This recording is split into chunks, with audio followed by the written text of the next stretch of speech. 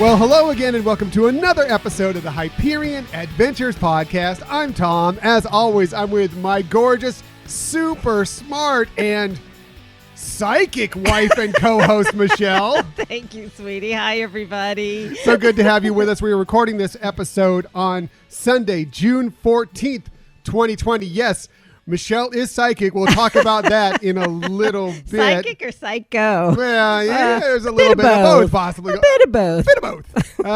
We'll talk a little bit more about that as we go on through this episode. Thank you for joining us today. In the future, you can find us most everywhere you get podcasts. However, the very best place to find us is on our own website, HyperionAdventurespodcast.com. And while you're there, why not sign up for the newsletter? Hey, what a great idea. Why don't you sign up for the newsletter? Why wouldn't they? Why wouldn't they? I don't know. You get all sorts of great little insight into our show, what we have coming up the next week, what we've done in the past. We put out our weekly Disney dishes recipe out there. Yeah.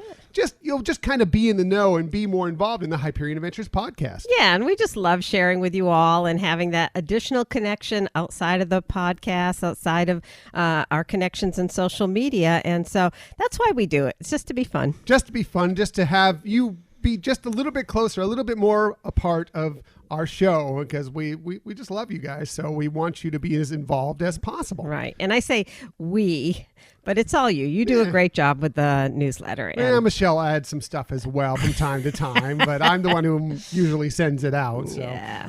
But Michelle definitely puts her input into it as well. I'm just the one who makes it funky. So.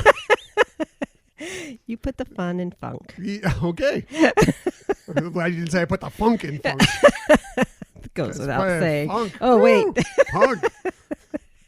Moving along. Boy, we're off the rails quickly in this episode. We also love hearing from you on social media. We are very active on social media, and we would love to connect with you there as well. You can find us on Twitter at Hyperion Podcast, Facebook, Instagram, and Pinterest at Hyperion Adventures Podcast. We do have a YouTube channel now. If you may be watching this on YouTube, this episode, unless I screw it up again, which it's always possible, will be on YouTube, and you can just do a quick search for us there, find our channel, and subscribe to us. You'll know whenever we get a video. And if you ever want to just connect with us for any reason, if you have a question, if you just want to say hi, whatever the case may be, you can always hit us up on our Gmail account, HyperionAdventurespodcast@gmail.com. Right. And if you have ideas or if you have recommendations for us, feel free to give us that input. We love feedback. We want to make this a better podcast for everybody. Yeah, that's exactly what our goal is to be the best podcast we possibly can, even though we've gone off the rails in the first 2 or 3 minutes of the show. Yeah, multiple times. We still want to make it the best we possibly can. By the way, on social media, a good friend and listener of the show, SD Woody, Scott from Minneapolis, hit us up, and he wanted to give us kind of a belated 2-year anniversary note. So let's hear from Scott in Minneapolis. Hello, Tom and Michelle. Wanted to send you a very special happy anniversary, actually on your anniversary. Happy 2 years of the Hyperion Adventures podcast. I love your show. It makes my Monday morning something to really look forward to. As a Southern California kid, growing up going to Disneyland 5-6 times a year, I kind of took Disney for granted. Then I moved to Minnesota.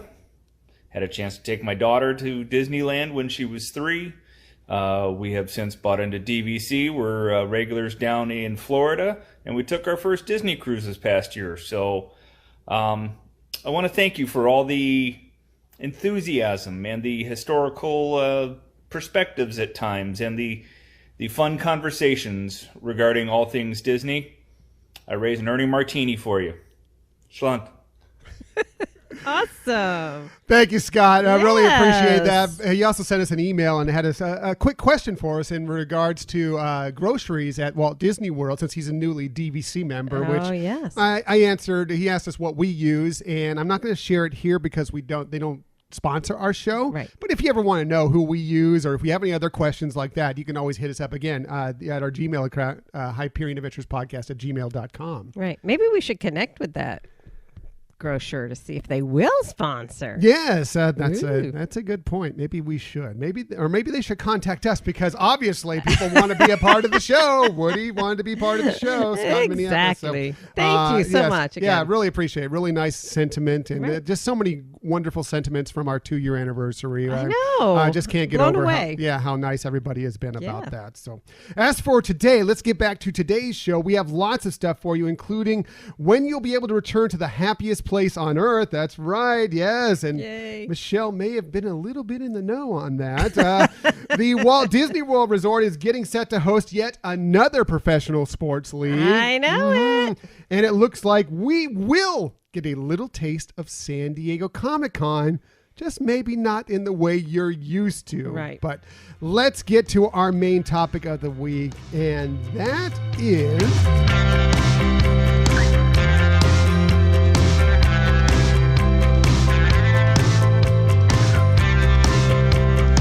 Yes, we are going to talk all about Disney Parks guided tours. I know. It's a fun subject. It was fun researching it. We've been on some, and glad to be able to talk about it and share some information, hopefully. Yeah, it's one of the favorite things that we get to do now. I mean, because obviously we've been to Disneyland regularly. I mean, Right. very frequently. Not as much lately, obviously, but very frequently. We've been to the Walt Disney World Resort several times as well. So we're always looking for something different to do. Right. And sometimes these tours are a good way to kind of get yourself involved in the park. You learn all sorts of historical facts yeah. and interesting trivia, and it's just a new way to look at the parks. And you won't, after you've done them, you see the parks in a completely different way. I think you'd agree, Michelle. Right. That's what I was going to say. I mean, obviously, I've shared with people I'm kind of a history geek when it comes to Disney parks and the Disney company. But in addition, like you said, the more you know about something, the more you can appreciate it. I mean, I think we can say that about anything in life. The more you know, the more you can really get to understand it better and have a better appreciation. And these tours really do help you with that. And there's some other little benefits, like especially the early morning ones, which, you know, sometimes can be really hard for some of us to make it up that early. But I mean, the ability to get into a park before it opens up and you just see it so empty and so open, it's such a special, it feels like you're on hallowed grounds or something like that, and you get to really absorb it in without all the distractions of people and et cetera. So that's a little side benefit. Right. I mean, there was one of the tours that we were on that was very early in the morning and before rope drop. So It's nice that you get led right past everybody that's waiting for rope drop back into these areas. It feels like you're the only people there. I mean, yes, there's some more cast Pretty members much there are. working around or whatever. And I even remember on our tour just taking pictures of the empty areas because it's about the only time you'll ever Yes. see it that empty. It's pretty cool. Exactly. And It that's is. like you said, an extra perk Right. involved with these tours. So let's get to them. We're going to talk about some of the tours we've done. We're going to list a bunch of the tours that are, there are really, especially with the Walt Disney World Resort, a lot of tours that are available. I didn't realize actually until I was researching it, how many different things you can do while you're at the Walt Disney World Resort between all the parks and even some of the resorts. There are just so many different tours that are available to you. Right. And so we're not going to go through every single one of them. They're just too many. But Yeah, I thought this was a top 5, no? Uh-oh. Psych. Uh-oh. That wouldn't be the first time this has happened. So we're just going to kind of go through some of the ones that we've gone on and some of the other ones that maybe we are hoping to eventually go on, or maybe it's a bucket list thing because some of them are kind of expensive. I don't know if we'll ever, decide to spend that type of money on them, but it might be right for you. So, you might want to check it out. Yeah, I mean, when I was doing some of the research, what I really noticed was obviously there's those, like they typically call them the VIP tours, and they have various ones of those. And that seems to be more driven of trying to make sure you get into the attractions you want, without any wait. And then there's this other group that is really more educational, informative. They share some behind the scenes things. And those are the ones that I was really looking at more because, I mean, the other ones are just, again, specifically taking you around to the spots you want to see. They get that information from you ahead of time and develop a plan for that. Yeah. The thing about these tours is they go through They range, they can go from like a quick hour tour that is not super expensive, but, is really interesting and educational, like you said, to all day tours that include a meal, all sorts of backstage access, all sorts of information. And then we're not even talking about the VIP guided tours where, you're really getting into everything, and those things are a splurge, but they are kind of interesting. But it's all what's in your budget and what you're looking to get done or get accomplished on your trip to Walt Disney World Resort, Disneyland, and even Disney Cruise Line. Yeah, I mean, they serve different purposes. Obviously, a VIP guided tour that takes you into the attractions. You might be a first timer there, or bringing some people who are first timers there and they don't have a lot of time, and you want to make sure they get exposed to all the real key attractions. Whereas the other ones might be a little bit more interesting to people who have been to the parks or been to the parks multiple times, and then you get to see some of that behind the scenes stuff. Yeah, exactly true. So it's just all what is right for you, what fits into your situation. And, usually you need to make reservations for these ahead of time, but every once in a while something pops open. You can always check on them and see if there's availability while you're at the Walt Disney World Resort, at Disneyland Resort. You never know. But best, if you really want to do one of these, to go ahead and book them ahead of time. There's a reservation line. You can find that number on both the Disneyland and the Walt Disney World website if you want to look more into these. So let's just go ahead and start right here close to us on the West Coast with some of the Disneyland. I threw Michelle a curveball right away. I'm just getting her back for throwing me off with a possible 5 favorite list I thought she might be doing. So let's just start in Disneyland. And I'm going to start with probably the primo Disneyland tour, which is the Walk in Walts Footsteps, which we have done.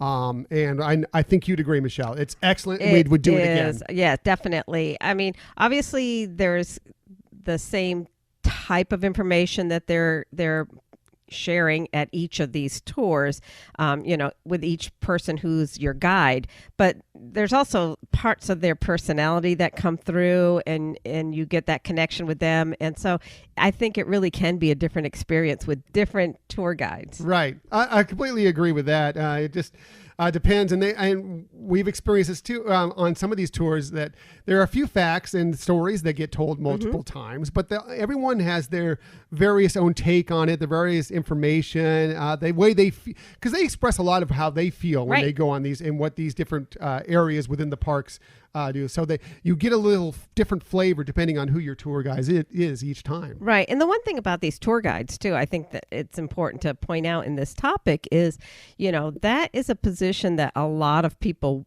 who work there want, and they really have to go through a rigorous process of who's going to be selected for this, because they know they have to have the right personality, the right fit for this role. And we've had one of the former tour guides on our show in the past, and it's definitely something that is well sought out and not always available. Well, it isn't available to a lot of people. Right, exactly. You should go back and, you should sort of go back and listen to that episode, because her stories were great. Her name's Nicole. Right.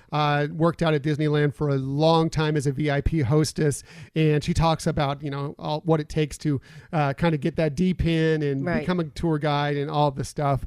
Please bear with us. It was like our 4th episode we ever did, so please take that into note. But it really is still an interesting episode, and I highly recommend you go check that out. Right. So let's get back to this. Back to the Walk in Walts Footsteps, as we've kind of tangented off there. It's a 3.5 hour guided tour that kind of goes through and talks about Walt's vision for the parks, takes you through all the different areas that he helped develop and why they're there. And we're not going to give you a lot of spoilers of the stories along the lines here, but one thing I will tell you that is really, really special, and then why you should do it if you get a chance to go to Disneyland, is because you will get to visit Walts' apartment above the firehouse there. Sometimes. Most of the time. You usually either get that or the Dream Suite. It's one or the other as far as what you get to go to. But Walt's apartment is what we got to do, and that is really, really something special. Right. And not to throw another curveball at you, but what I've heard is that right now with COVID, that the Waltz Suite might not be one of the stops when they resume this tour for now. But who knows? And things may But it change. will eventually get back, probably get back to yeah. where they were before. So maybe if if your dream is to visit Walt's apartment, you kind of wait and see until they're getting that going back again. But once it does, it's really a special moment to be up there, and we'll have a picture posted of us within Walt's apartment, and it's really cool to just think that Walt was just there, and his wife Lillian and the kids and everything, and that they just enjoyed their time there, so Walt wouldn't have to leave his second home, Disneyland. Oh, you could see what was important to him too, that the family center was part of that, and just a lot like you said, we don't want to give spoilers, we don't want to reinvent this tour, but it really does give you a lot of insight into Walt, and that apartment is one of them. But just even how he developed the concept of the park and what he did, all that history does come through in this. And you do get to see parts of the theme park that you don't get to see otherwise. And it's really fun in that regards too. Right. So essentially what you'll do is you will get on the train, because Walt Disney, of course, loved his trains. Right. That's why there's a train in Disneyland and the Magic Kingdom, is because of the fact that he loved it. So you'll get to check out the railroad. You'll get like I said, the apartment, the Dream Suite. We'll see with COVID what happens after this, but as of before that, that's what you were able to do. Right. You also get lunch, which is nice. Right. Usually it's something from the Jolly Holiday Bakery, which we would recommend. Yes, it's very good. Awesome. It's nice lunch food, and you do get a collectible pin, which is amazing. An amazing pin for sure. Right. Of all pins, this one, and I'm even talking ones that you can buy in the stores, and this one you can't. It is truly a special pin. It is truly, and I don't want to give it away, even though I have mine. I see it right over there. Right here. It is phenomenal. Every time I look at it, I'm like, oh my God, that is the most beautiful thing I've seen. And so it is a well sought out type of pin. Right. Sought after. I can't talk today. No, I can't talk anything. So welcome to the show.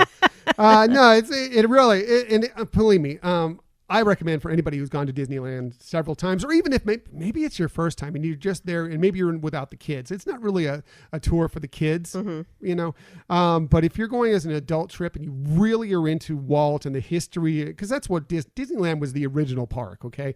So if you're really into the history, I would recommend you trying to book this trip, especially if you're going to be there for several days, to find a day that you can get in there and do this tour, because I think it's really, really interesting, educational, and just opens up a lot of the history of Disneyland for you. Exactly. And even if you didn't think you're so interested in the history of it, I think that, again, you would find so many wonderful gems related to the stories that you hear that you will love it. Even if you're not into the history or whatever, you'll just really, again, appreciate a lot of the details along the way, whether it be in the buildings, on the attractions, how things are laid out. I mean, you'll just really have so much more fun at that park once you see that. Yeah, it just brings so much more to life for you there, and just to know that you are walking in Walt's footsteps. Right. He wanted to be the attractions that he cared the most about during his time there. Yeah.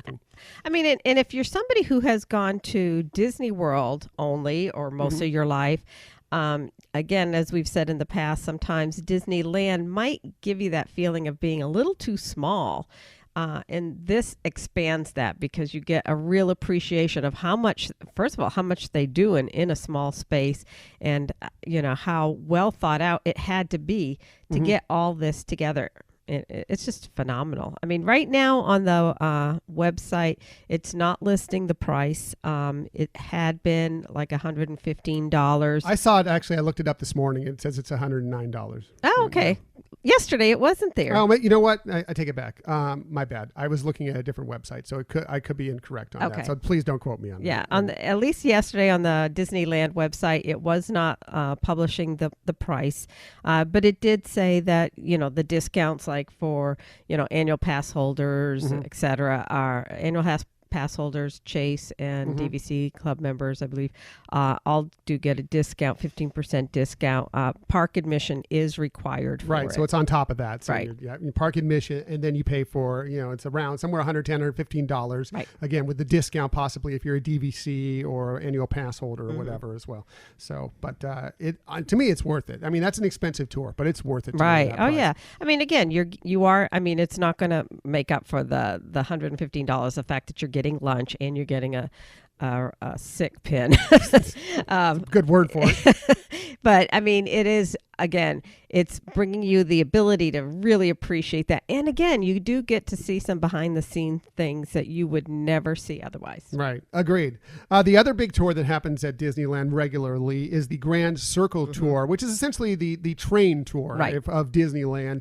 It's a 2-hour guided tour that really focuses on Walt Disney's love for the railroads. Yes, you get a little bit of that in Walking Walt's Footsteps, Right. but this is just all about the railroads themselves, and something that we actually plan on doing sometime. So we've talked about it many times. Like in one of our next trips, Right. we are going to book this tour because it looks great.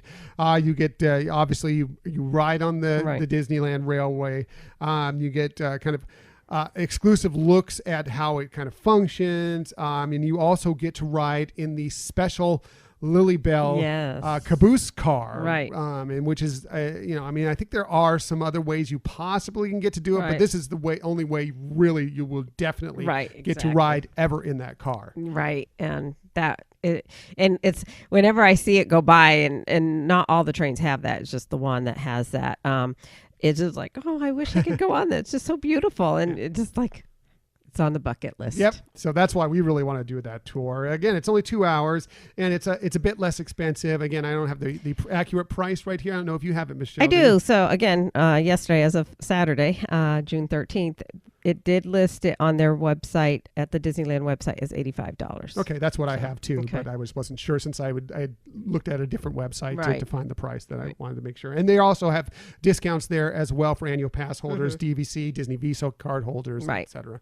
So those are cool. There's some other tours at Disneyland as well. There's some seasonal tours. There's a holiday tour and Right. everything that's really cool and stuff. But I don't want to delve too far into those because they're kind of specialized Right. tours. Those are the two main tours if you're going to Disneyland that you want to check out. Unless, do you have anything else that you No, can think of? I was going to say the same thing, that they do have a Halloween theme and a Christmas themed tours that are, shorter and different. But I agree with you. Those are the two main ones that you'd have available that, would, again, really help you enjoy that park more.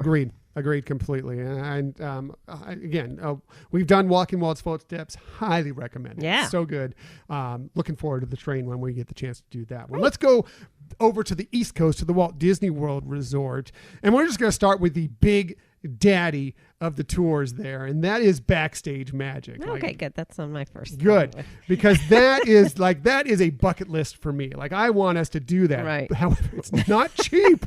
It's not cheap, but it's you get to really go in depth into the parks. It's 7 hours Right. with dinner involved, Right. or maybe it's lunch. I think it's lunch actually involved in it, but at Tiffin's. Right. But it just you really get behind the scenes to see how the parks take shape in how things function there. Right, Michelle? Exactly. So first of all, it is multi-park. So you're actually going into Epcot and Magic Kingdom for the main parts of the tour. But as you mentioned, you do get lunch at Tiffin's. So that's over at Animal Kingdom. But you do really get to do a lot of, you're seeing backstage of attractions. You're getting knowledge about the engineering and the Imagineering part of it. Right. You're going in the Utilidor area, costuming, which I've done that on a different tour. Oh, really? It's the costuming has to be phenomenal. Holy to go check cow! out. Yeah. It is. It's just like crazy, amazing. And so it, like you said, it is the big daddy of it. It is expensive, but it is the one that you don't need park admission for. So if you don't have an annual pass, well, if you have an annual pass, you can get a discount. But if you're going on let's say for a week long and you didn't buy 7-day passes, that might help cut the difference of the cost being so expensive. Right. And it's going to be, like I said, it's 7 hours. So, it's going to take up the bulk of your day, if not Right. the entire day, to do this tour. Yeah, you visit Epcot, you go behind the American Experience, or excuse me, the American Adventure for one thing, Magic Kingdom Park to check out stuff. You do go to Animal Kingdom Park. You get to see a little bit behind the scenes of Rivers of Light. Right. You get lunch at Tiffin's. But yeah, the costuming, all this stuff, it just sounds phenomenal. It regularly priced out, I believe, if I have this right, it's $275. You are correct. Okay.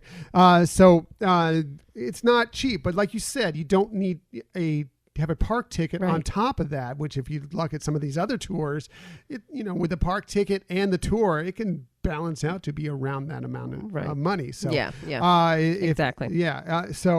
That's the one that I really want to do at some point. Again, it's expensive, but I would love to check all that out because I think it really would bring Walt Disney World to light in multiple parks, and it just sounds so cool. Oh yeah, and it's like really in depth of like the engineering and things like that. I mean, we've gone on tours and seen storage areas like where they store the parade floats, etc.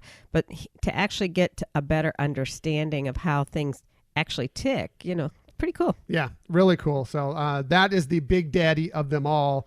We'll go to Magic Kingdom now for one tour that we actually have gone on. And again, it's another one that we would highly recommend. I think you'd agree. And that is the Keys to the Kingdom tour, which is another pretty big tour.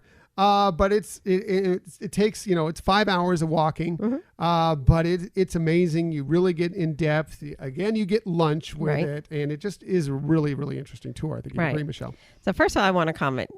You and I have like identical notes. It's amazing. Maybe I cheated off you. I know. So one of the things that I feel like we can share, because it's not as flashy as it's not as flashy, but it's pretty cool. So it's since it's called Keys to the Kingdom, you do get a little key, and it talks in the actual tour. It talks about the 4 keys that are important to the organization that fill throughout the whole culture. Do you remember the keys?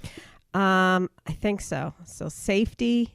And it's really to help guide people if they have to make a decision about something. And no matter whether it's a decision about something that just happened or designing something. So safety is the first one.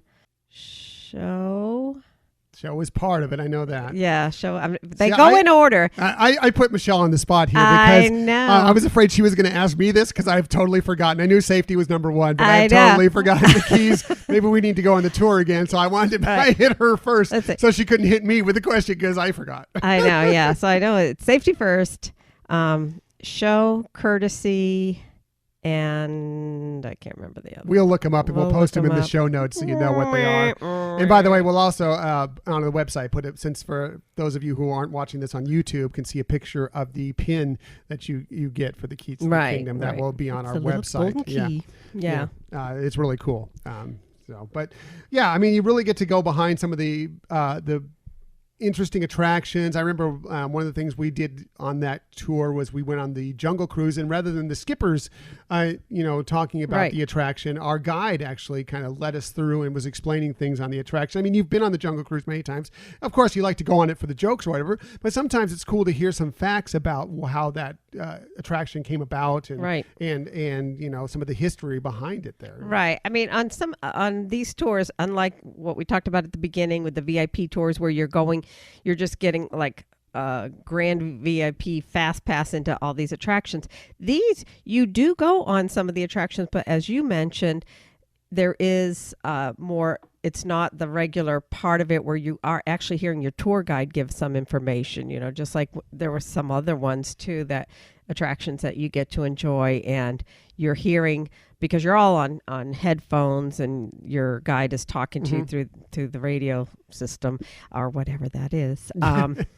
It's always interesting. Yes. But anyways, you do get to hear more of a description of things that are key to the attraction rather than just experiencing that attraction. So then the next time you go through it without your tour guide, you're like, wow, I didn't notice that. Or I didn't know that's why this was here. And, all kinds of great aspects Right. of the attraction. It just broadens your perception of all of these different attractions, and even just the lands that you walk through, the walkways or whatever you're looking, the buildings. As Michelle always says, look up. You know, a lot of the stuff that you look for, they're pointing out to you on this, and it just gives you another viewpoint on your days at the parks. It's really cool. And also, if you ever wanted to go visit the utilidors and see what the utilidors are all about at Magic Kingdom, this is a tour along with the Backstage Magic. But this is a less expensive tour that will take you down so you can check out what the utilidors are all about. Right. And if you haven't had a chance to do that, you'll love it. It's really interesting, really amazing. And you have to do it on a guided tour because, one, that's the only way you're going to get in there unless you work there, but also you can get really lost there. Yes, definitely. And by the way, I mean, we've been on that, and we've got to go backstage and everything, and they don't let you take any pictures back there or down below because they want to keep the magic alive for everybody. There's some people that just don't want the magic spoiled for them, and if you're one of those people that doesn't want the magic spoiled for you, probably these tours aren't necessarily for you. There are tours that will be fine for you, but these ones, I mean, they're really looking at the backstage workings of it. And if you don't want to kind of know that stuff, if you don't want to know how they do the little magic tricks in the Haunted Mansion or how they do certain things, like some other things that have happened you might stumble across down in the utilidors, then they're probably not for you. But if you're interested in how Disney works behind the scenes, then these are definitely things you want to check out. Sure.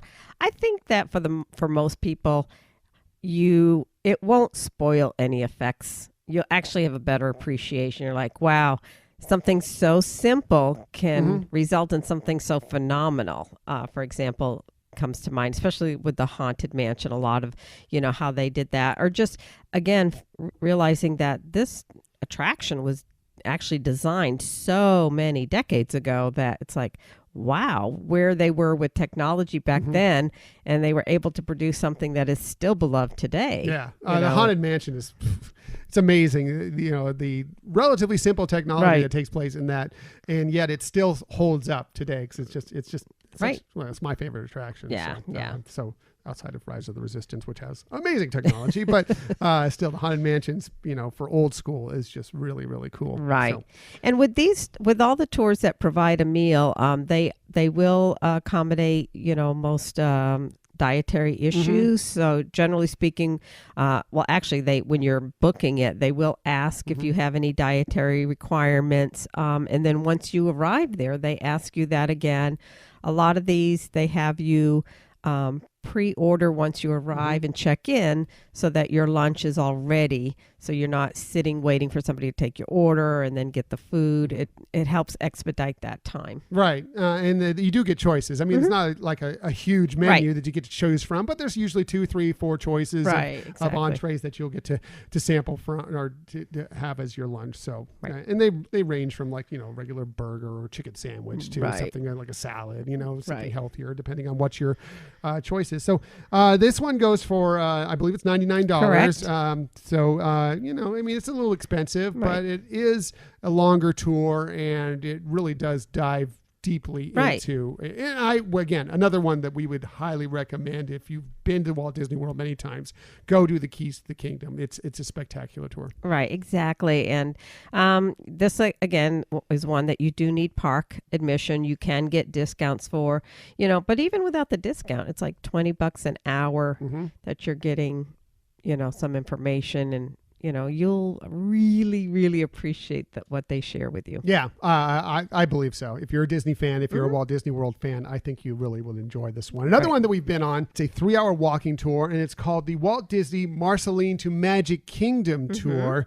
That is another great one to kind of see how Disney created, his thought process in creating Disney parks, and really dives back into the history. Even, we had the episode a few weeks back of the 1964 World's Fair. Well, a lot of that comes into play within this tour. Right. Yeah. Some people describe it as a skinny version of Keys to the Kingdom. So it does have some information that might be an overlap of it. You don't get to go on the utilidor with this one. Right. But you do get some really behind the scenes information. I think this is the one that we actually got to go behind the scenes of the Haunted Mansion and check the ballroom scene out and see how that works. Right. And that's really fascinating. We won't give it away, but in case you decide to go on this tour, but really, really cool. And again, just because we did that, there's no guarantee that that's what they will do for you on these tours. I think they change them up from time to time on where they visit. I think that's probably standard to go behind the Haunted Mansion, but that doesn't mean that will definitely be they don't guarantee that in your write-up of your track. Exactly. I mean, sometimes too that the Haunted Mansion might be closed for either, renovations or other things that make it need to be shut down, and they'd have something alternate in place. But they will take you behind the scenes so you can see how some of these amazing attractions function. And again, a lot of it is about Walt and the history of Walt from where he grew up and how he got influences from where he grew up. And it's right there in the Magic Kingdom, right in front of you, and then how it developed all the way up until, his ideas for the 1964 World's Fair. Exactly. So it's very cool. Yeah, it's a really cool tour. It's only 3 hours, so you don't get a meal with this one or any food with this one, but it is a great tour, good partial day tour. And it's a lot cheaper. It's only $49. Right. So it's really something that another one we'd recommend because we've done it and we can say for sure that it is a good tour. Right. Exactly. And they will bring, if you're like me, some of their stories will bring a tear to your eye. And every one of these tours I've cried on at least once. I know. Yeah, Michelle has too. Yes. The tour guys do such a great job. They're phenomenal.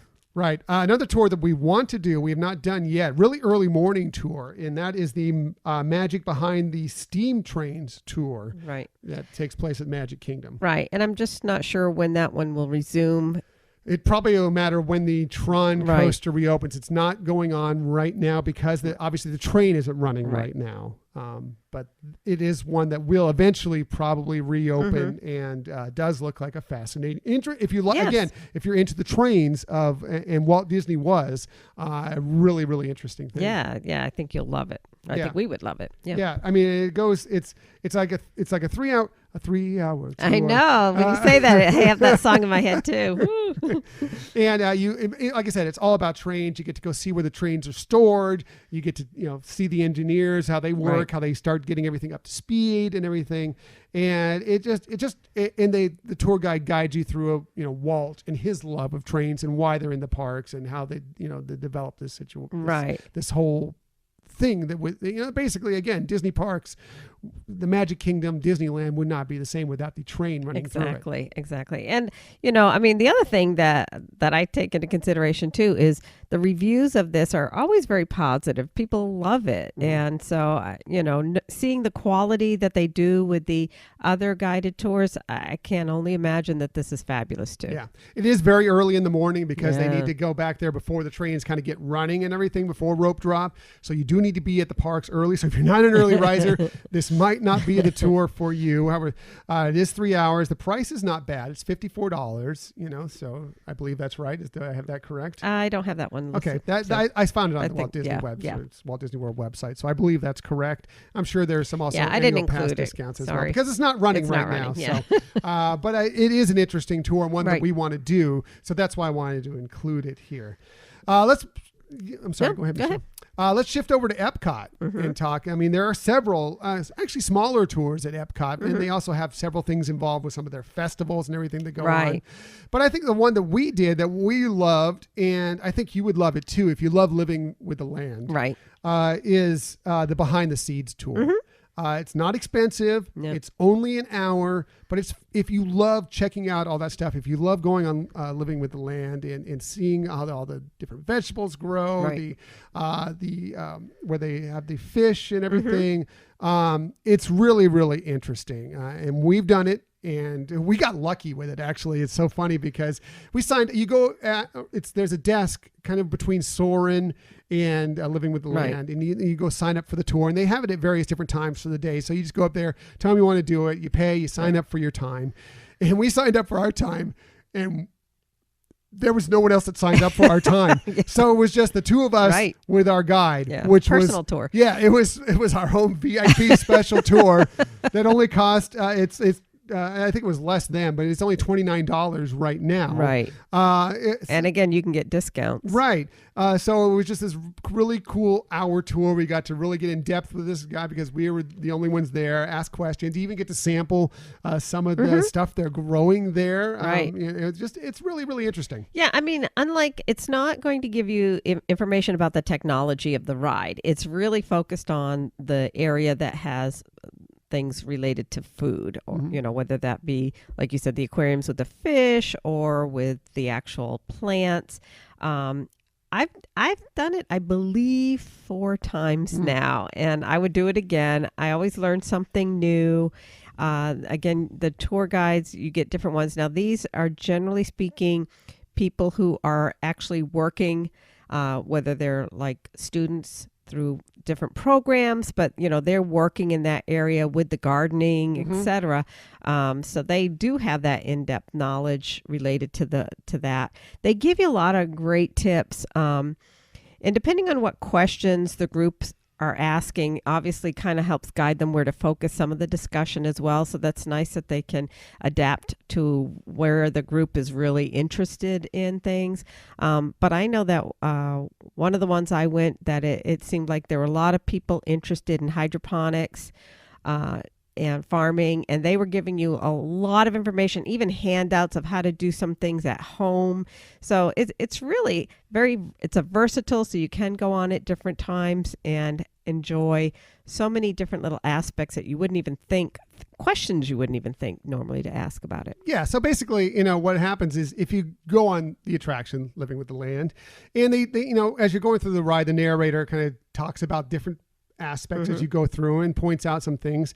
Well, when you go with this guide, he or she will expand on what is being said on the ride. And so, like, if you're wondering about how they use, I think it's hornets or something like that, or there's some sort of bug they use to fight other bugs. Right. There's several different types of things that they share about you. They actually ladybugs. They show you how that kind of pest control without pesticide works, and they show you how they just dive more deeply into how they do the hydroponics and all that stuff. And it's really fast. If you're interested at all in that, it is really, really fascinating. If you like gardening at all, or just kind of the science behind some of this stuff, it's really, really, I would recommend it. Oh yeah. Even if you're not going to do it, it's just really interesting to see, like, for example, in such small spaces, how they can grow so much, and that how some of their products are just like enormous when you look at whether it's the watermelons, pumpkins, other types of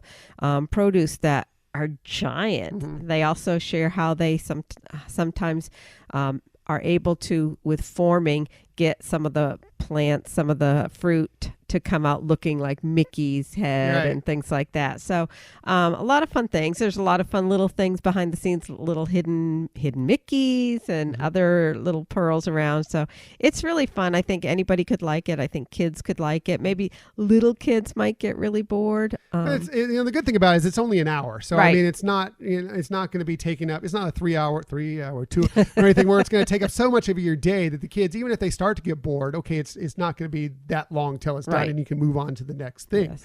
But you never know. It's educational. They may enjoy it, and it just really, really, I will go on it again as well. Oh, definitely. And I know you've said you've gone on it 4 times.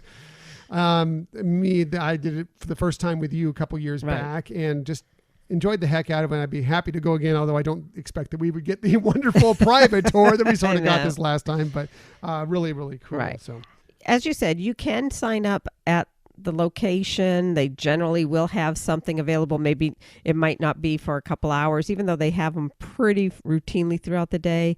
But you also can reserve them in advance. So let's say once they get back to doing fast passes and you're trying to plan between gap between 2 fast passes, that might be something that you want to secure to do, so you have that time frame to actually have something fun to do. Yeah. Totally makes sense. But there isn't, this is funny because we're like, we recommend I think Disney does a great job with their tour. So probably every tour we've been on, I don't think there may be a couple things that we think some tours are better than others, but we would recommend every single one of them that we've been on. I think you'd agree on that. Exactly. Sure would. So, and we recommend you try them too. And, again, this is, $29. It's well within budget and it's really interesting, educational, and it's not going to take a long portion of your day. So, do you have any other from Epcot that you want to go over? No, I know, like you said, they have some that are seasonal related to different, festivals that they're having. I know that they have some other ones that may not be coming back based on some of the, construction that's going on. I don't know the one that is doing the where you go around the countries. That may or may not resume. Just can't tell for sure. Right. So we'll see. But if they have they have a ton of tours listed out there for different times of the year.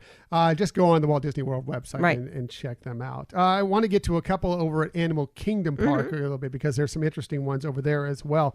Another kind of short one that is very similar to Living with the Land behind the scenes, I should say, in many ways, is the Caring for Giants tour. One that I actually think the kids would get a kick out of this one.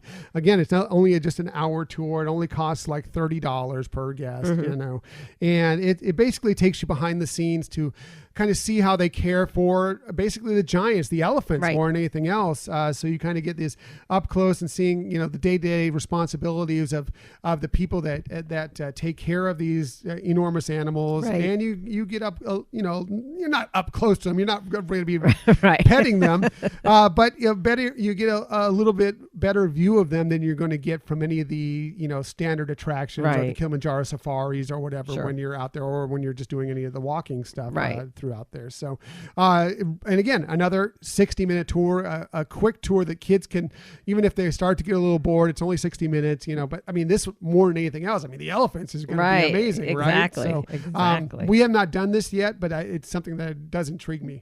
Yeah, definitely. So, that's really cool. I know this is something that a lot of people have put down on their bucket list of tours that they want to do, and that is the Wild Africa Trek. Oh, yeah. Again, it's an expensive tour. It's an expensive tour, but really fascinating. And there's a couple different times that you can do it. There's a midday tour and there's a morning tour that you can do it. And they cost different depending on which one you're doing. The morning is more expensive than the afternoon, probably because you get to see more animals. The more animals tend to be out when it's a little cooler in the morning. Yes. And but this tour, it's wild essentially, because it's taking you out through like rope bridges and all these different climbing areas and everything where the animals are.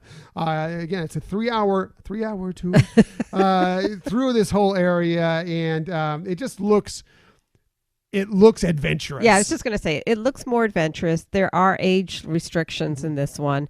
I don't think you can be younger than a certain age. Right, I believe that's right. I don't have it here on my notes, unfortunately, but you can find all that information out on the website. Right.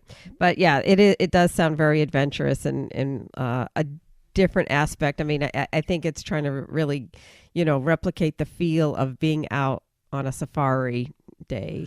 Right. So you're going to be in a harness and clipped to a rope and things, and you're going to be go over kind of. So you got to know going in what this is, because it's going to be a little tricky. It's you're going to be looking at animals, and you have a tour guide with you explaining things. Yes, but you're also going to be going over some interesting bridges and climbing things and everything. So it is going to you're probably going to have to be in a little bit better shape to do this than just a standard walking tour. Right. But if you're of the adventurous type, this may, and you love the animals, this may speak to you. Definitely. And, with this one, as with all of them, when you go to the website, they describe what type of, if there's any issues with mobility assisted devices, what they can or can't do. So it's always good to do that research before you book something. Right. Definitely want to check into that ahead of time, especially at the prices they charge for this, because if you want to do the midday one, and it's a price range, because I think depending on their availability, it'll change on you. It's anywhere from $139 to $249 for midday, And for the morning one, it's from $189 to $249. So it's not cheap to do this tour, but it does look very cool. And if you don't mind splurging a bit and you want to be adventurous, and they all, they take great photos of you climbing all these things and going over all these ladders and bridges, and plus you get really, really close to the animals in different ways than anybody else can. Yes, and looking at this description and researching it, it definitely looks one that would be very interesting, I think, for tweens and teens. To have a different aspect of the park and what they have there, and still feel that more, like you said, more an adventure. Right, for sure. Now, I want to go from adventure. I want to get to something that's more my speed, personally. Not that I don't mind adventure, but this one speaks more to me as something that I'd love to do, is the Savor the Savannah evening dining experience at the Animal Kingdom Park. And why it speaks to me? Well, you get to go out and kind of go on this Savannah tour and check out the animals up close. But then right after that, you get a night with some nice African-inspired small plates and beer and wine. And me. Best part, yeah. That's what I like. So although we've never done this, it sounds fascinating, and it sounds like an upscale experience that I need to put on our next visit to the Walt Disney World Resort. Yeah. I mean, I get that because it's not just like where you're in the park and you're maybe behind an attraction, like a backstage area like that. Here you're actually taken to a very special place. It has like a deck area and everything, and you're at that wildlife reserve, and you're there, you're seeing the animals very close. You have great views spreading out, sunset area. And like you said, you have the treat of the food, but you're also there among these very knowledgeable guides who can answer questions. I mean, obviously they're going to initiate conversations about things that they want to share too, but to have that very VIP personalized experience, I think, is really pretty cool. Right. I mean, and we were just talked about, we may not be on we are the Hyperion Adventures podcast. So, of course, we're on the adventurous side, right? But maybe the Wild Africa Trek isn't necessarily in our wheelhouse as much. But I don't know. I think that's like what we do when we're on vacation, though. True. When we go out of the country or whatever. Oh yeah, we go zip lining. We do all sorts of stuff, Hiking. But this speaks more to, I think, our type of adventure. Going out, checking out the animals. It's in the evening, so it's starting to cool down again. Right. The animals are going to start coming out a little bit more as well. The nocturnal creatures, the ones that kind of do more things at night, you're going to see a little bit more of them. And then you're going to be up close with them. You're going to have these great guides like you were just talking about. And then if you wrap it all up with a little nice food, a little nice drink, I mean, that speaks to me personally. Right. No, I totally get it. We did kind of on the same kind of note. We did that dining with the Imagineer, right? And this kind of reminds me of that, only in the wildlife scenario. So you get to be with somebody who's very experienced, can give you so much really great, more additional inside wealth of knowledge, what's going on with the animals, can answer your question, and you're having it in this relaxed setting. And like you said, it all fits the theming. It's the African-inspired dishes. It's the beer and wine that is associated with Africa. So, I mean, it is the total great package of an experience that you're getting that is so unique from just going through the parks. Right. And this experience is not cheap. It is $169 per person. So, you are paying a bit for it. But when you think about this access and you think about being able to check out the animals up close and being able to have this, a nice evening with the food, the drink, it may be worth it to you. Sometimes we like to, have that one splurge experience, just like you were talking about the lunch with the Imagineer. Right. I mean, that's not cheap either. No. But we thought it was amazing. Yeah. That was a fantastic lunch at the Brown Derby. So this memorable. Tour, but really cool insight on what Imagineers do. And I really think that this would kind of get some cool insight on the animals. You get to see them, in a very, private type setting. And then the food and drink thrown in as well. It just sounds like a really, really fun event. Definitely. So maybe that might be one that we try and get booked on our next trip. Yeah. That's it for the tours that I have. Do you have any other tours? No, I think that's it. I have one more, though, that's not related to the parks, and that is actually Disney Cruise Line that I want to talk about, and that is the Art of the Theme show tour. Now, we just talked about some very expensive tours out there that they can splurge on. The good thing about the Art of the Theme show tour when you're on a Disney Cruise Line is it's free. Well, okay, you pay for your cruise. It's included with the price of your cruise. You don't pay anything extra to go on it. It's about an hour to an hour and a half to kind of tour of the ship that really explores because the Imagineers also, you think of them doing stuff in the parks, of course, but they also, worked on the decor and interior and exterior of these cruise ships as well to tell stories. They used a lot of the same ideas they use in the parks to kind of create a look, to kind of create a feel as you're traveling through it. And these tours kind of explain how that all goes, and it really gives you, again, some more insight into what the Imagineers were thinking. And you look at the ship in a completely different way after going on it. Most definitely. I guess a couple things on this one. It is for adults only. They do have one at the beginning of the cruise ship that's for anybody. Everybody on the cruise can go on it. They take small groups and go around and, just more how to get around the ship. But this, like you're saying, it's really very special. And it's funny because being called Art of Theming, my thought process when we first were looking at it is going to be just talking about the artwork, which is fabulous around the ship. The artwork is really creative. It's unique. And there's some really special pieces there. But that's not what the focus of this is. I mean, it does show appreciation to those and some of the pieces. Artwork does come in play, right? But it's actually a functionality, that the artwork is a functionality of what they're trying to do in the theming, whether it's to evoke feelings or guide people into where things are. And I know we talked about it on one of our episodes on cruising. I think it was the last one when we we were talking about the Panama Canal cruise. And we kind of really focused a little bit of some of the techniques that they use with artwork to, associate it with what's going on in the area. So I think I remember talking about the clips, the film clips, drawings about sport things like Goofy learning to play baseball or whatever is in the area that is near where there are activities to do. I think there's sporting activities. It was like the Learn to Swim episode. Right, that's right. Learn to Swim. Show, yeah. So, some of the things that they're doing there and some of the other theming that they do is to make something feel comfortable for maybe adults and less desirable for kids. It's not making them feel out on anything, but it just really creative tour. Yeah, it really shows that they, that the Imagineers, when they were building the ship, they weren't just putting things in place just because, this is this part of the ship. It should be like this. This is this part of the ship. No, they're telling a story as you go along that you probably don't even realize until it's explained to you. And then you look at the ship in a completely different way when you see it. They even, they use, just like they do in the parks, forced perspective within the ship itself.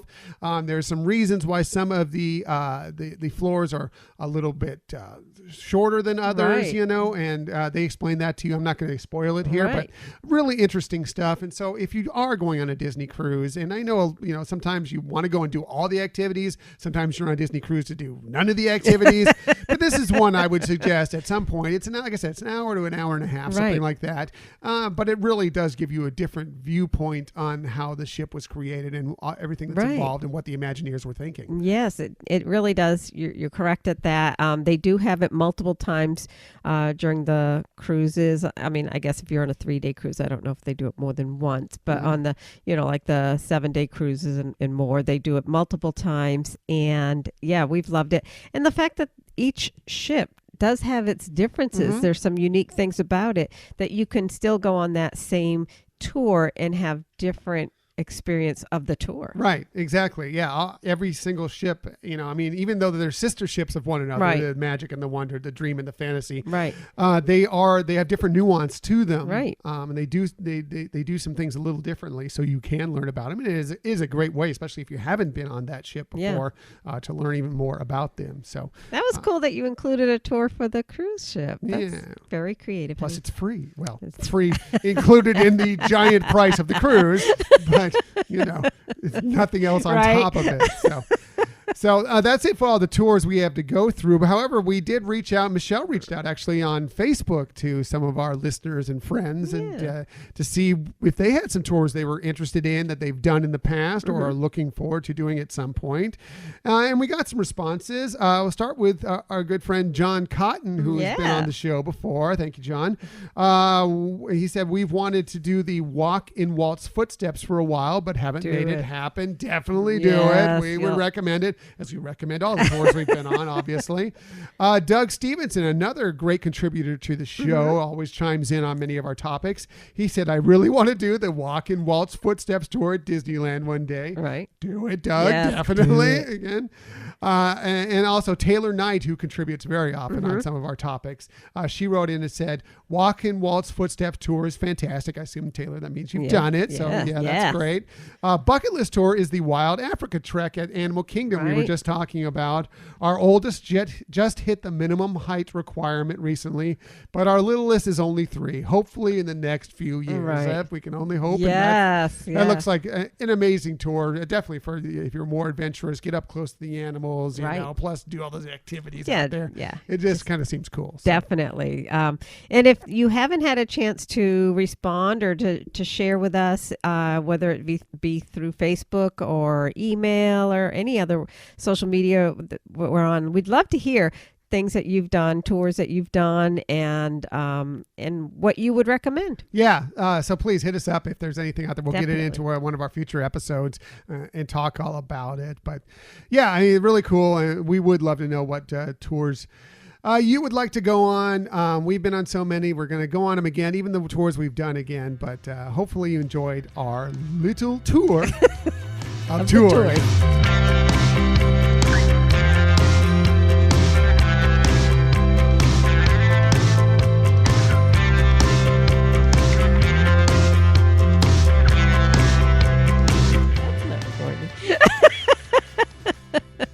All right. A little nerdy there, I know, but it was fun anyway. But we just can't recommend the tours enough. So definitely, if you get the chance, go check them out for sure. Good research there.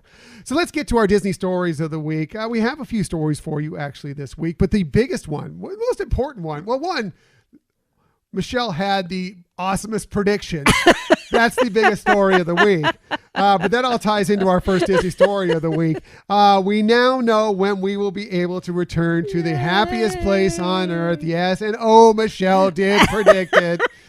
Funny thing is she came to me and she's like, this is when they're going to open. I know it. This is when Disneyland's going to open. And I'm like, really?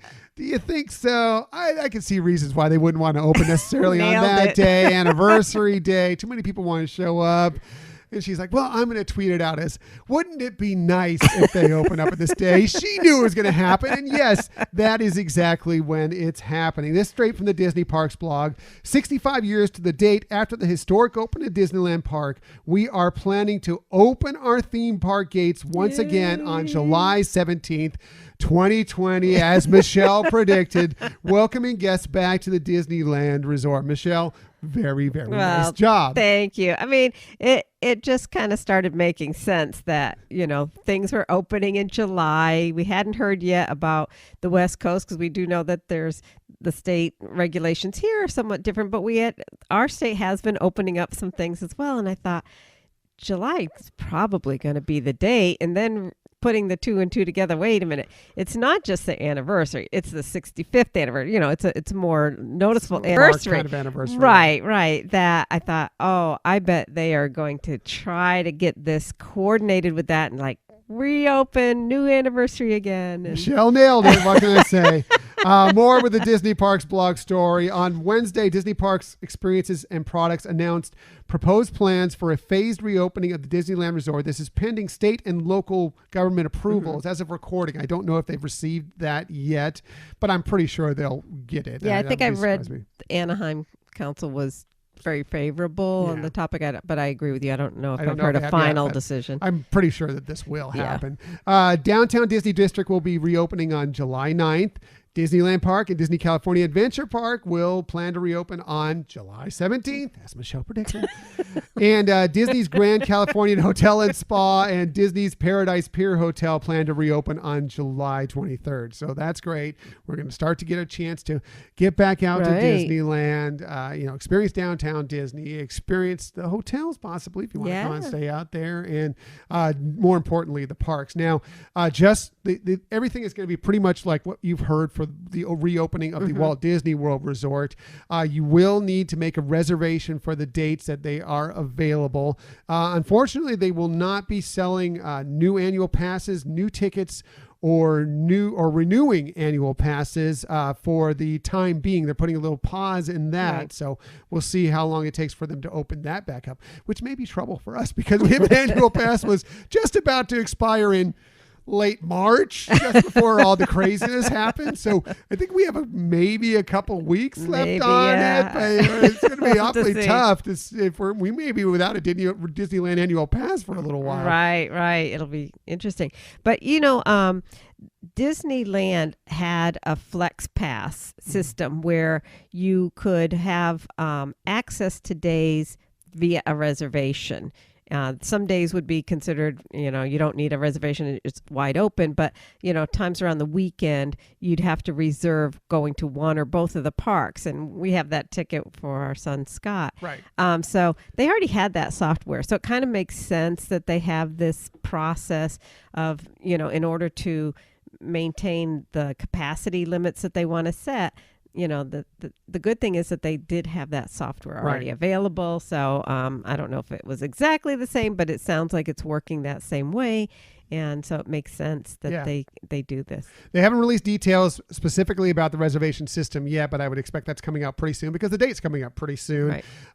If you're going to try and go on that first day, you probably want to get in there quickly because I'm sure that'll get, being it's the first day it's open, plus it's the anniversary, I think that's going to go pretty quickly. Right. And they will be limiting capacity just like they mentioned with the Walt Disney World Resort. So, you're just going to kind of have to take it as it comes. Just because you have an annual pass or a ticket doesn't mean you're going to get in, but you can at least start looking for possible dates when you might be able to make it in. They will be, of course, doing the special guidelines of, yes, you have to wear a mask when you're in the parks. There will be making sure that there's physical distancing when you're there, and they'll have plenty of hand washing stations and sanitization stations and everything. So just be prepared for all that when you decide to go. And there'll be more details. And I'm sure if you want to look at all the details up, you just go to the Disneyland website. It'll be right there for you. Right. And they update it frequently. So. Yeah, they help frequently is very, very much true. And every time I look at it, it's just updated. New. And the date was today. It's like, wow. Right. So that's great news. I'm excited for Disneyland to be reopening. Another thing happening that's interesting is that we have more professional sports returning soon. And just like the NBA, it'll be taking place at the Walt Disney World Resort. That's awesome news. I mean, obviously, we're all anxious for more things to continue to return to some normalcy, and sporting events is one of those. And the fact that they're doing it at Disney World is really great. And, being a stockholder, or should I say that? What? We need it right now. The stock took a dip, okay? We need it. But anyways, and not just that, just for the company, we want that company to be successful. We all do because we love it and we want it to continue to flourish and everything. So it's a win-win-win to have these additional events being lined up for the Walt Disney World Resort. And I think we just all have been kind of, especially those of us like ourselves who are sports fans, have been just kind of missing that action. And it's good that these things are happening. So this is the story, straight again from the Disney Parks blog.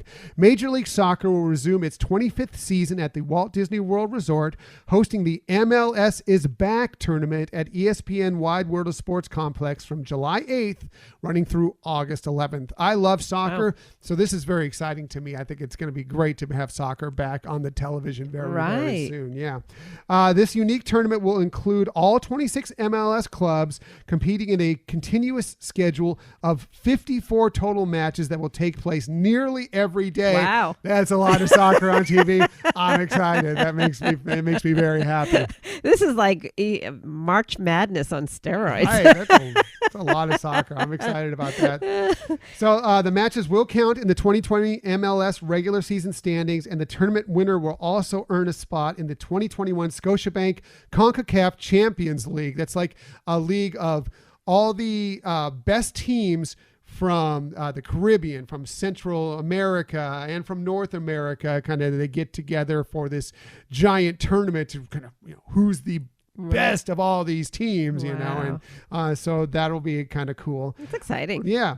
Of course, the event will have no spectators, so if you're in the area, you're not going to be able to go and watch it, but they're going to be on TV all over the place, so you'll get to check it out. The commentators are the best with soccer anyways. That's what you need. Right. I mean, not that the audience isn't great, but in soccer, but, the commentators are awesome. It's great, but and I actually, John Cotton and his wife Camille, who are big Timbers that's right. fans, Yeah. They could speak to this. Like the atmosphere at a soccer match is. There's some college football places where you can watch college football that kind of approaches that, but really there's nothing like the atmosphere at a soccer match. Sure. The crowds are just so fun, and they get involved. They sing songs. They have chants. It's just really, really entertaining. Right. Although, when you talk about soccer, and I don't want to divert too much attention to your story here, but I mean, you think about soccer and it's an organic way, and you think of people in bars watching it. I mean, so it is something that people are familiar with, sharing it with other people, but not necessarily being at the stadium. Yeah. Well, just a thought. Yeah.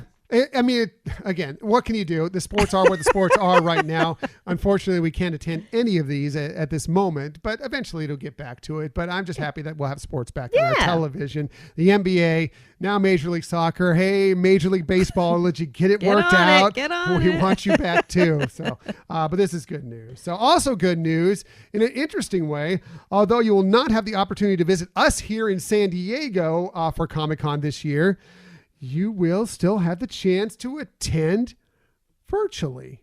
Wow. Yeah, kind of interesting. This is from HollywoodReporter.com. San Diego Comic-Con 2020 might not be happening, but that doesn't mean that there won't be a Comic-Con this year. It's just that it'll happen online.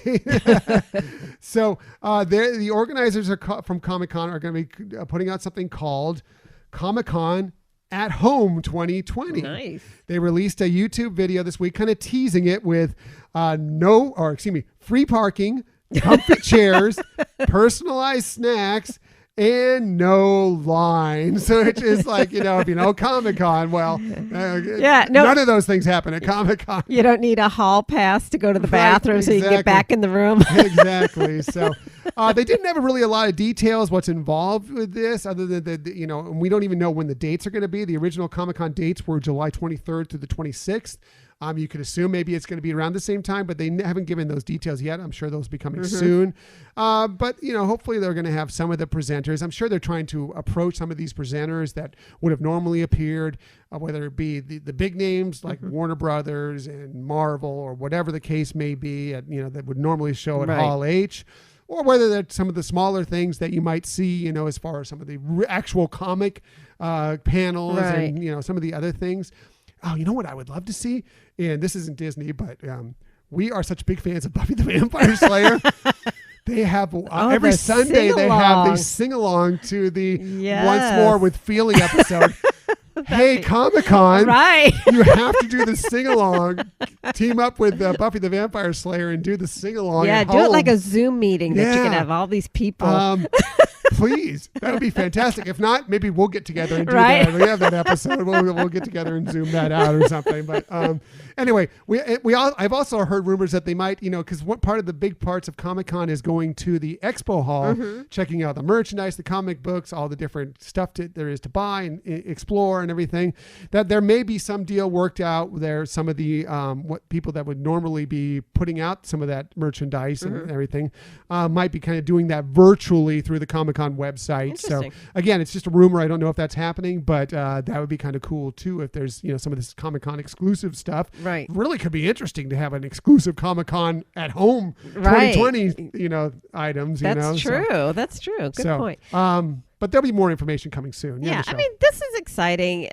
I mean, one, obviously, it's a nice bridge for right now, what's going on in the world now, to have something like that to look forward to. But I also think it's an excellent opportunity, whether you're talking to Comic-Con or these other cons and things, that are a way to interact with their fandom that doesn't have to always be just waiting for the next year.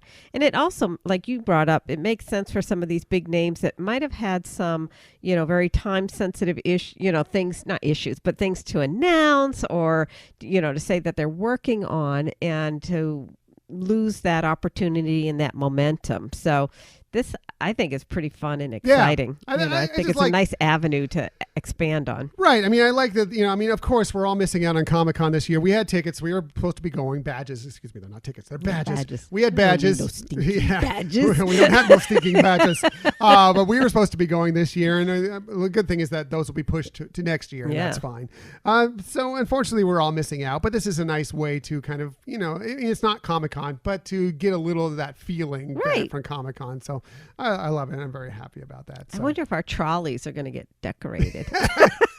That's the one fun thing too during Comic-Con. Yeah. If you've never been to San Diego or Comic-Con, I mean, we do it up. I mean, the whole town gets painted up, and especially downtown, it's fun. Right. It is. But our trolley system does the sheets over it that have different, like whether it's a movie coming out or new TV show series or whatever.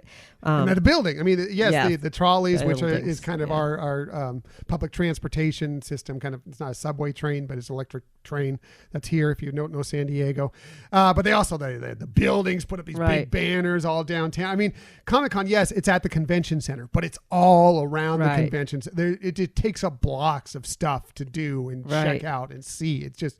We've said it before about Comic-Con.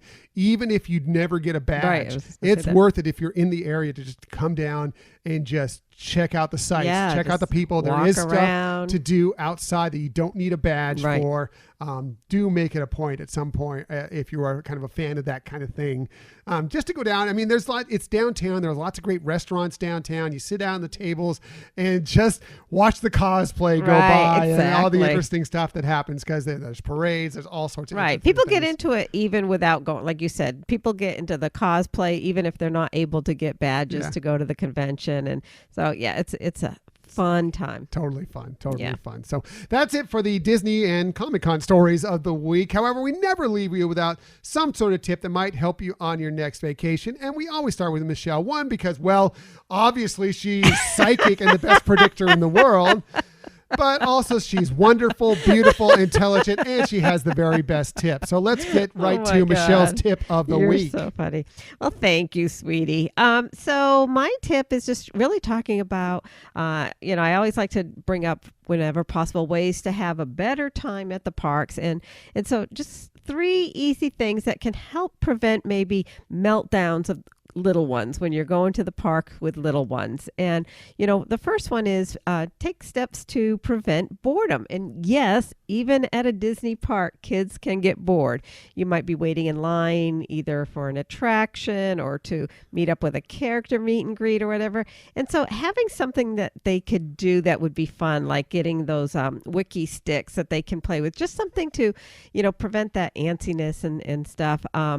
The other thing is, don't underestimate the tragedy that takes place with hunger and dehydration, and we've not just from kids. That happens from us from time to time. That's true. And crazy. Yes, we talk about it. We talk about it on our show here, but we still let it happen. Still fall into the trap. Right. Yeah. Whether it's with ourselves or when we were there with Scott and everything. And so, moods can change really quickly when you hit that wall there. And so just, one tip might be to set an alarm on your cell phone to just say, hey, I got to remember we need to pull out some snacks by this time, or, check on how much water has been consumed. I know you can even get apps like that and stuff. Try to do things to help prompt you, because you get so sidetracked when you're in the parks with everything else going on. And especially if you don't have a dining reservation for hours, take that moment to just take a little snack or something to get you going again. And the other thing is, especially if you're going to be at the parks at night, well, that's when all the vendors come out with all the fun, shiny things, glowy Woo, things. shiny. Yes. So, maybe keep back a secret toy, something maybe that glows, like glow bracelets or those light fingers, because one, it can save you a lot of money from what they're selling there. But, the other thing too, and from a meltdown from a parent and stuff, and I know we've seen this too. You talking about my meltdown?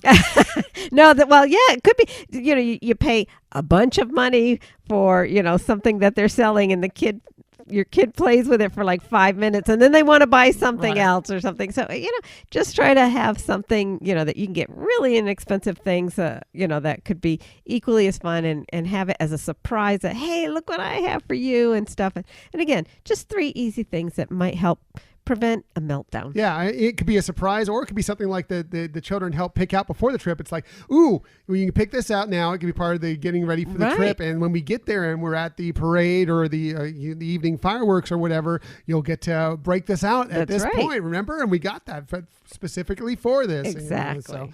But yeah, I mean, especially with you're talking about the hangry meltdown or whatever, with the heat, and it's summer now. Right. And yes, out here in the West Coast it's hot, but in Florida it's hot like 10 months out of the year, 364 days out of the year. I don't know, something like that.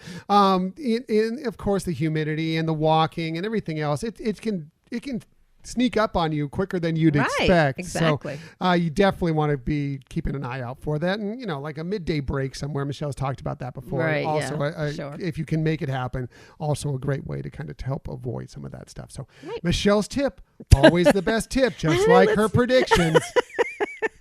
Let's hear about your tip. Who knows? Yours may be way better. No, it won't be. My tip is, well, we just discussed how, Disneyland is about to reopen while Disney World Resort is getting ready to reopen around the same time. And I just wanted, my tip of the week is when, things are going to be different when you go. When you go to the parks now, you're going to have to wear a mask. You're going to have to social distance yourself, and there won't be this, the same thing when you go there, but you know what? It's still going to be fun.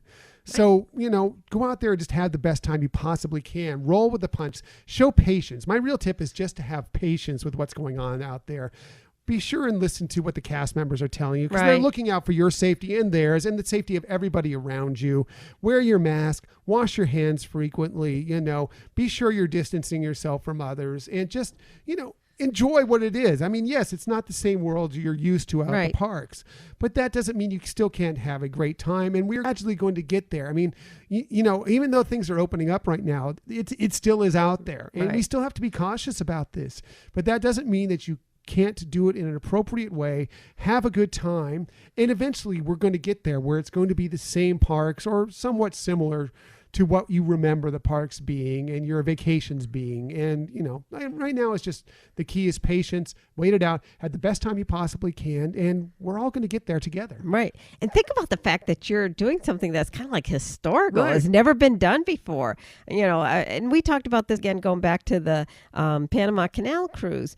That was not a cruise that turned out anywhere near the stretch of what we expected. Right, that's for sure. We expected to be able to get off the ship, and we expected to be able to go do some excursions and have different entertainers and everything. And yeah, one could just kind of dwell on that, but instead it was just what makes this unique? What's and seeing, for example, the cast members who were doing, like the cruise director and her assistant, how more and more funny they got because they were having to improvise some more things and be a little bit more creative. Plus, I think they were just getting a little punch drunk because they were losing sleep just trying to schedule things. Right. And just seeing that, hey, well, we couldn't go on that hike today, but gee, we get to make a dream catcher. Right. I mean, it's not going to be the same, and then know that for the rest of your life, you got this really unique memory of one of the most incredible cruise experiences. Right. I mean, we'll never forget that cruise. Right. Ever. And just, I mean, all over the map emotionally and stuff like that, but just like, wow, that was so memorable. I'm glad actually to have had that part of history. And I think that's the same thing now when we get to go into these parks and it's different, it's something we're going to be able to look back and say, wow, we actually went to Disneyland wearing masks and stuff. And, how strange was that? And, that you can reflect on it years later. But again, it's not the same, but it can be really, really still fun. It's an odd situation, but you can still make the best of it and still have a great trip to the parks, staying at the resorts, whatever the case may be, and then just make memories and you can look back and go, wow, wasn't that interesting? Yeah. Now I got that song in my head. Making memories, taking pictures is making memories. Okay, Right. You can edit that out. There's our song for the show. You're welcome. No, we shouldn't. We need a cue card to say, "Don't sing, don't make them suffer." No, it won't happen. It won't happen. So, I guess we should wrap up this show. Thanks for joining us this week. Next week, well, it's Father's Day weekend, so we're going to do something with fathers, Disney dads, well, maybe at least Disney father figures. Right? We might even have a list. We might even count them down. We did this a couple years ago, it was only my list. We know my lists aren't as good as Michelle's lists, so this is bound to be a better episode. So we're going to get to, and we're not just going to Disney specifically dads, but like you wanted to do father figures. Right. I mean, on Father's Day, we want to acknowledge and recognize anybody who has that type of relationship with somebody. And, as a result, it's like, hey, if you look at some of the, under the big umbrella of the Disney company, father figures, there are some other people that could be recognized. This will be an interesting list, and we'll love to hear yours as well. Right. So we'll be putting that out there on the newsletter and also, of course, on social media later so we can find out your favorite Disney father figures. We also are going to try and connect with our great friend Rob LeBerry from the Jedi Temple. I don't know. Some guy. From the Jedi Temple Archives podcast. Currently, he's in Orlando visiting the Universal Orlando Resort. He's flying back in the day before we tape, so he may be a little tired. But I also know him, and he just likes to do podcasts and talk about things. So, and he's a great guy. And he's a great guy. Who? Anyway, he will probably want to talk about his experience at Universal Orlando and these interesting times that we're going through. And so we'll try and bring him on if we can to share those experiences. Right. And maybe if not that week, another time. Yeah, definitely. Yeah. Well, we will definitely touch base with him. He's already teased us with some things that we know will be really interesting for people to hear about. For sure. So, and he's so entertaining. So. Yeah, he is. Definitely. Anyway, we appreciate that you joined us today. In the future, you can find us most everywhere you find podcasts. Or the very best place to find us is on our own website, HyperionAdventurespodcast.com. I don't even know the name of the show anymore. HyperionAdventurespodcast.com. And while you're there, why don't you sign up for the newsletter? Yes. You'll be glad if you get on that newsletter subscription list. Thank you to those who have already subscribed. And just want to reassure and remind everybody, as we do each week, is that list does not get shared with anybody. It's just a way that we love to connect with you all. Yes. Sorry, it's totally gone off the rails here. I know. Oh my gosh. The newsletter, we just have some fun trying to get the information out to you a little bit earlier than everybody else because we appreciate that you subscribe, that you are that wonderful Hyperion adventurer that you want to kind of be in the know that much sooner. So we try and get you Be in the club. information that much earlier. And we'll have some other things coming as well to you for being a subscriber to that newsletter. You can also follow along with us on social media. We're on Twitter at Hyperion Podcast, Facebook, Instagram, and Pinterest at Hyperion Adventures Podcast. And we also have a YouTube channel. You can look and see my quarantine hair that's going crazy right now. Is hanging in front of my face. Mask pimple. Yeah. If you want to check all that out, I know we're really selling it. I'm forgetting how to put on lipstick. Yeah. You just put it on the front of the mask, right? Anyway, just do a search for Hyperion Adventures Podcast on YouTube. We'll come right up, and if you subscribe to us, any of our videos, you'll know as soon as we get them out there. And you can also always email us for any reason, like to tell us, you guys are cracking up at the end of the show. You're losing it. Yeah. Pull it together, guys. Stop singing. Hyperion Adventures Podcast at gmail.com. And we do love hearing from you, whether you want to reach out to us through Gmail or if you also want to take time to give us a review, maybe a star rating. If you don't have time for a review, that's fine too. We just love hearing about it because we want to be the best podcast. We do. And if you also, the easiest way to let people know about this show is just tell your friends about us. Tell them there's this podcast. They hold it together for most of the episode and they kind of break up at the end. But, the rest of the part of it's kind of fun. And, actually listening to them kind of lose at the end of the show is kind of fun too. So, well, what's really funny is it doesn't seem to matter the duration or length of our program. We have the same problem. Yeah. There's somewhere we hit the finish line and we just lose it. Yeah. So I'm sorry. Go ahead. I was just going to say, I think it's always because we haven't eaten yet. That's always the key. We're and always that's hungry. probably why you were really interested in that one true. tour, because you were point. thinking food. That's a good point. Let's get to that food. Thank you for listening to the Hyperion Adventures Podcast. We look forward to sharing some time with you again next week. Until that time, I'm Tom. I'm Michelle. And we hope that you have a magical week. Bye.